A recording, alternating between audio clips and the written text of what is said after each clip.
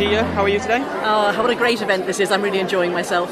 Yeah, I mean, how important is open debate to someone like you who's interested in the gender debate? So I've always felt that free speech was very important, but since I became aware of the problem of conflation of sex and gender identity, I've realised that it's actually paramount. And the thing is that at the moment there's this incredibly stupid idea going around, which is that your gender identity overwrites your sex. And it's so stupid that the only way that it cannot be demolished, like in just a few seconds, is if you silence people. So it's absolutely essential that I'm able to speak and I'm able to say why sex matters, what sex is, how it matters for child safeguarding, how it matters for medicine, how it matters for women's rights. And, then it circles back to it matters for free speech. I need to be able to talk about it.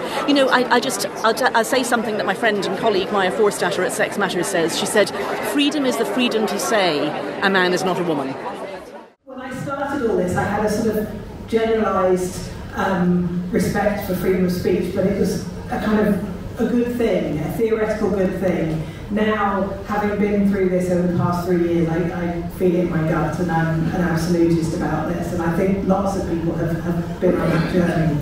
My case was about the completely ordinary belief that a man is not a woman, and this is important for so many reasons, but it's really important for freedom of speech and freedom of belief because it's so hardwired. I mean, I look out at this audience and my brain's going, man, woman, man, woman, man, woman, and I can't stop it. We can't stop perceiving that people are male or female, and if we're told we can't say these things, we have to stop, put something between our brain and our mouth. It's fundamental that we need to talk about this. Whatever the law says about the meaning of the word man and woman, women are going to carry on having babies. Women are going to carry on being vulnerable to rape. Men are going to carry on being fathers. And that matters in all kinds of different domains. And whatever the law says, those things are going to continue to be true.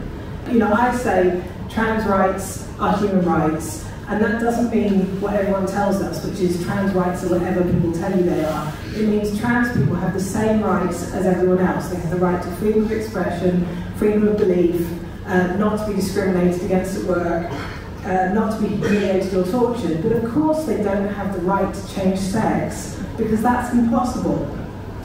So I'll end with something that George Orwell didn't say. Freedom is the freedom to say that men can't be women.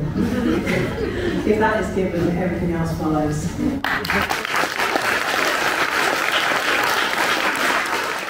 Typically people throw you in that far right box, but isn't it a problem as well that whenever things happen to people like you, the only organisations that do step up and the only people that do step up to offer you support are largely conservatives or right-leaning people? Yes, that's true. And I think that's actually a big difference between the United States and the UK that I've learned, is that here, maybe it's because it's a much older, you have traditions and norms that are much older than the US, that it's perhaps easier for some organizations to take a more principled stance. For example, in the debates about the gender critical views in the United Kingdom, it's not within the camp of just the right wing who has a view on it, who's pushing back, I should say. It's really both, and I would say actually being predominantly led by left-wing women. Yes, I can attest to that. In the United States, those who spoke out are religious conservatives and those who are socially conservative. And so it's been made, those views are dismissed in the mainstream left and the mainstream media as right-wing views and not worthy of any legitimacy. And so the debate ends very, very early. And so, even this type of conference here that we have, the Battle of Ideas, I don't think you could get together as people on the left and right in America and to hold discussions and debates in a similar matter. Actually, I'm very confident you cannot. So I anticipated that everyone here would argue that cancel culture is killing the arts, and I thus will take the opposite opinion. I don't think cancel culture is killing the arts. Au contraire, I think it's only going to make the arts better. So, cancel culture culture is not a new phenomenon, it's a new name for a very old phenomenon. De Tocqueville described cancel culture and democracy in America. He said, when ideas which were once debatable became toxic, those people who held those ideas had to be expunged from the community. Do I think cancel culture is killing the arts? I don't, and the reason is because, well, we're not arguing whether or not it exists, I notice, which is what obviously Graham Norton and J.K. Rowling and Billy Bragg are doing on Twitter at the moment, but if we assume that it does exist, look at what its impact is having on people. My esteemed co-panelist Rosie, who was forced to resign from her dance company because she held the wrong opinions, gender-critical opinions, is now back with a new dance company, which I am sure will be even more successful than the previous one. Then there's the case of Ariel Pink, the American musician who didn't attend the Capitol Hill storming on January 6th, but did attend the preceding Trump rally. He was dropped by text message from his record label, about 130 articles besmirching his name. He lost it all. But I've heard the music he's been making since, and it's even better, and it's been influenced by those experiences. Hemingway said of Dostoevsky, writers are forged in injustice as a sword is forged in a fire. Of course, there are caveats. Now, what's happened to Salman Rushdie in upstate New York, Chautauqua, because of his writing, and that is clearly a caveat, because it's almost literally killing him. But I would say, on the whole, I think that a new generation of artists who have gone through this horrible experience will come out with some great art. So this means I've written and sort of designed a chartered creation that anybody joining my company can voluntarily sign. And it kind of says something like, I believe in the joy and the beauty of dance, that we are here to look at the depth and height of human existence. We are free to think and to speak in the studio, free from being silent, shut down, or cancelled. And that we listen and share our views, and we do not impose beliefs on others, but discuss and debate our work. The arts cannot thrive in a culture of fear. Fear kills creativity. We must base our creativity on a foundation of truth and honesty. Without this, everything and nothing is performative and performance. What truth can ever be found from an audience member if we are in character all the time? I honour my profession of dance, and I honour the masters who came before me, and whose teaching is passed down, body to body, dance to dance, human to human. All the alarm bells are ringing. We must not ignore them.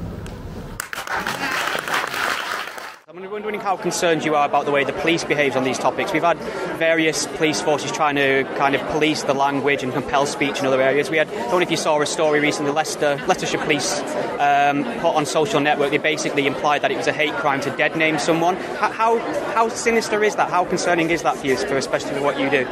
It's extraordinary, isn't it? I mean, what they're saying is just flatly, legally incompetent. So what they're doing is they have a picture of a trans woman, that's a man who says he's a woman, and that person is saying it's very hurtful to say what I've just said. That may be the case, but what they're describing it as is a hate crime. Now, there's no crime, so it can't even be a hate crime.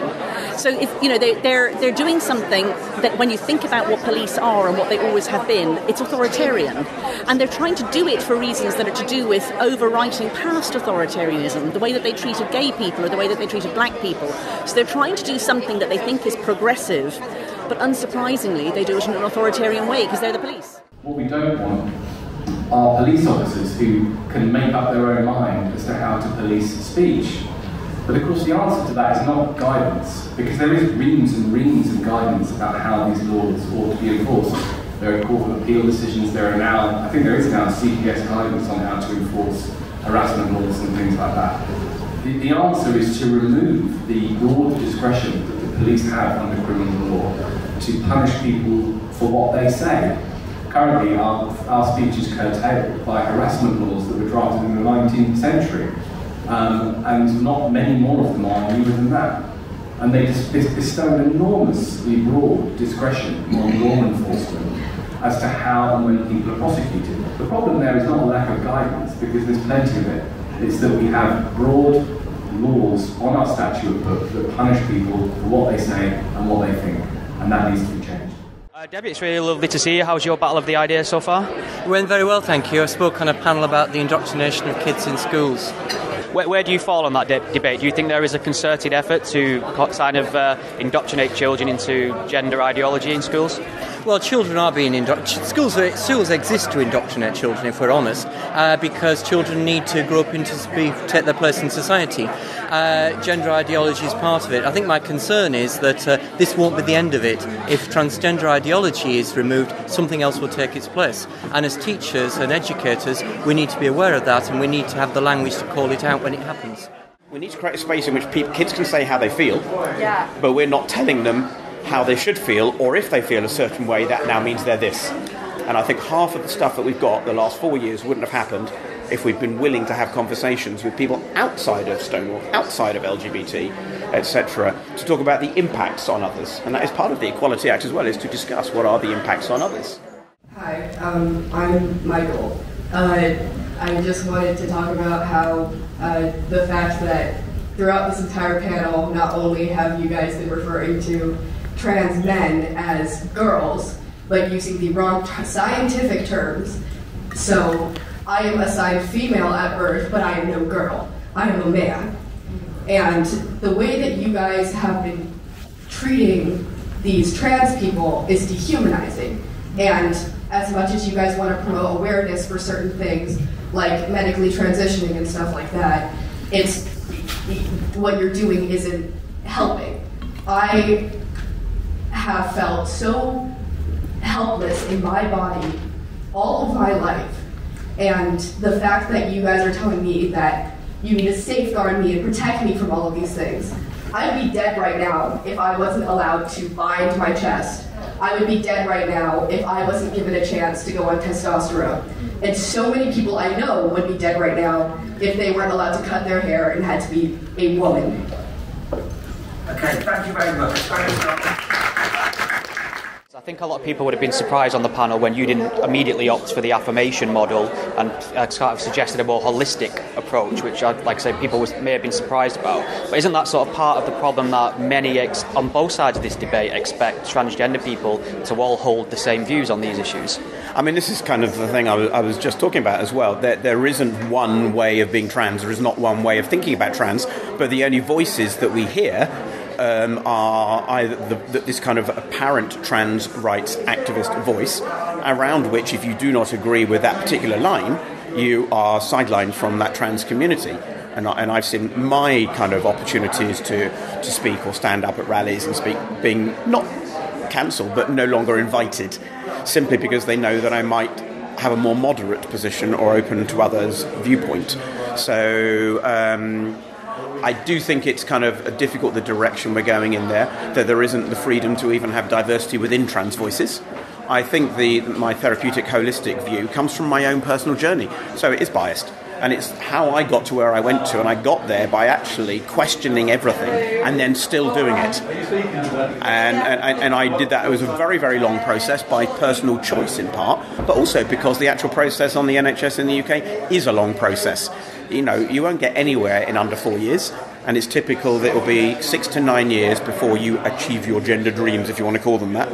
So it is a slow process, but it's the gaps in that process that need to be plugged with better mental health support, better wellness, better conversations. Conversations, as we were talking about in the hall, with the kids, hearing from the kids, not telling the kids, but when the kids tell the adults, to listen. But it doesn't mean to affirm, but it does mean to respect. And then to instead ask, okay, you just told me you're what? You know, you were assigned female at birth, and your what is you are now a boy and you want to pursue a gender transition. That's fine. Now tell me your journey. Now tell me your why. Now tell me what you feel. You don't have to immediately come down and say you are not that thing. You don't have to kind of go down the doubt line, to simply ask, okay, now fill in the gaps for me. What is the backstory to getting from your being assigned female at birth to you identifying as male now and wanting to do something about it? What is your backstory? Tell me your story. That's how empathy starts.